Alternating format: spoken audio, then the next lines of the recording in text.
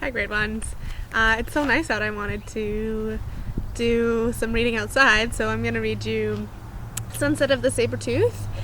We left off with that sorcerer and Peanut looking over Jack and Annie, who fell into a hole. So our next chapter is called The Sorcerer's Gift.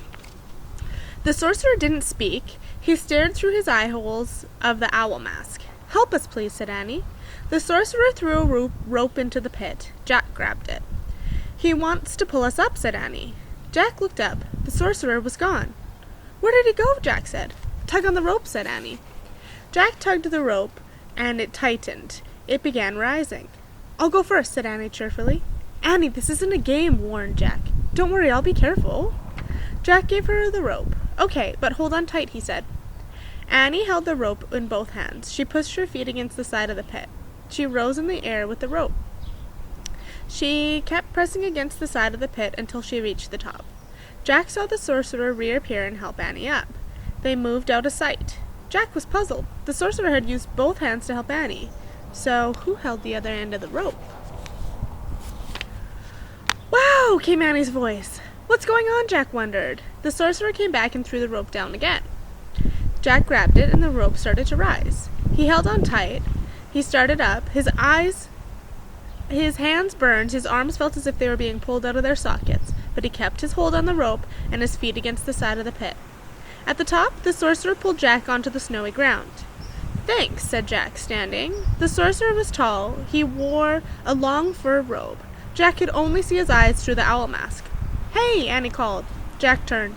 Annie was sitting on a woolly mammoth. Peanut was sitting on the mammoth's head. Squeak! The mammoth looked like a giant elephant with shaggy reddish hair and long curved tusks. The other end of the rope was around the mammoth's huge neck. "Lulu pulled us up," said Annie. "Lulu," said Jack. "Don't you think she looks like a Lulu?" said Annie. "Oh, brother," said Jack. He walked up to the mammoth. "Hey, mammoth starts with M," said Annie.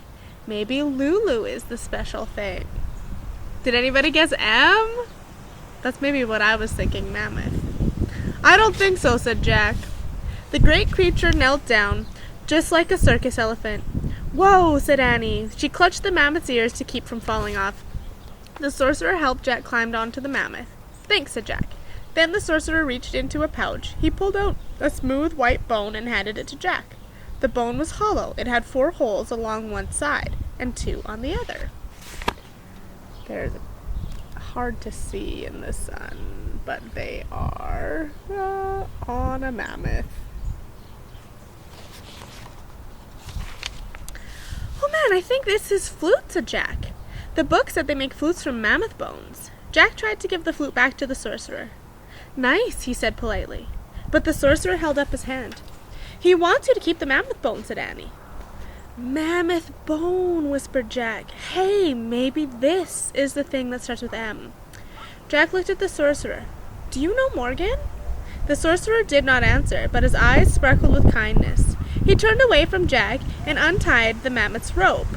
He whispered in the ear of the giant woolly creature. When the mammoth stood up, Jack gripped Annie's coat to keep from falling off. He felt miles above the ground. He nestled behind Annie in the dip between the mammoth's head and his huge curved back. The mammoth took slow, plodding steps across the snow, then picked up speed. "Where are we going?" said Jack as they bumped up and down. "To the treehouse," said Annie. "How does he know where it is?" said Jack. "She just knows," said Annie. Jack looked back. The sorcerer was standing in the snow watching them. But at the moment the clouds parted and the sun came out. Jack was blinded by sunlight on the snow. He squinted to see, but the sorcerer had vanished. Our next chapter is called The Great Parade. The huge mammoth walked across the open plain. "Look," said Annie. She pointed at the herd of elk in the distance. They had great wide antlers. "There," said Jack, as a herd of reindeer came into view. They pranced gracefully across the snow.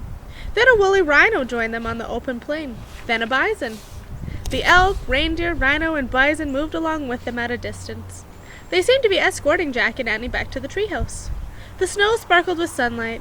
This is a great parade, Jack thought. Fantastic. They were getting closer and closer to the grove of tall trees. "I told you," said Annie. "Lula's taking us home."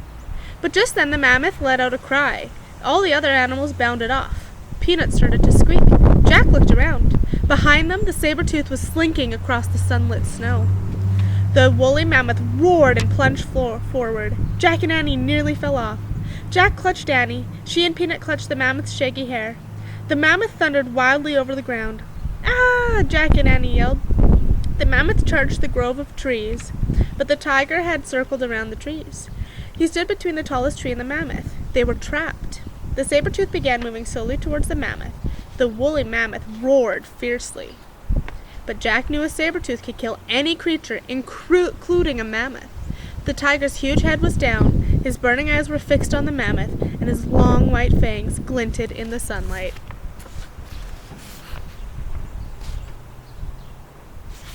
That is the end of the chapter. So I want you to write about what you think is going to happen. So Jack and Annie are on Lulu the mammoth. A saber-toothed tiger is there trying to attack them. What is going to happen, grade ones? Write a couple sentences. What do you think will happen?